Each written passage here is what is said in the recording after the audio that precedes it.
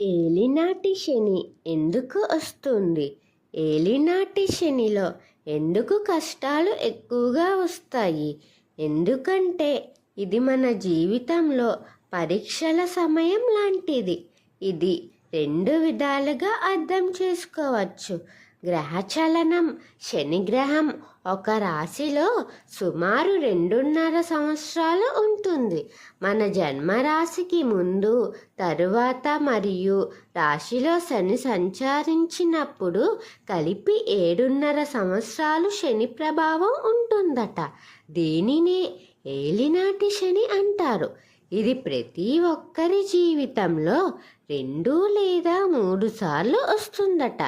కర్మ ఫలితంగా జ్యోతిష శాస్త్రం చెప్పింది ఏమిటంటే, శని అనేది కేవలం గ్రహం కాదు, మన పూర్వజన్మ కర్మ ఫలితాన్ని అందించే న్యాయాధిపతి.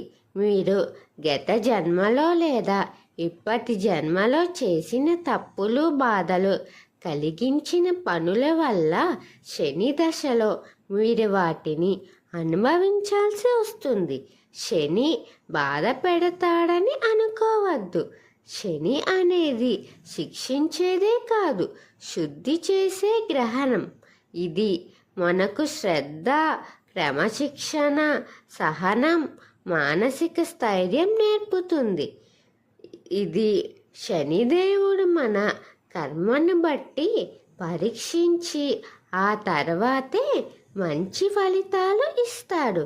శాంతికరంగా ఉండేందుకు శనివారంలో శనిదేవునికి నువ్వులు నూనెతో దీపం వేసి పూజ చేసి హనుమాన్ చాలీసా, శని అష్టోత్తర శతనామావళి పఠించాలి.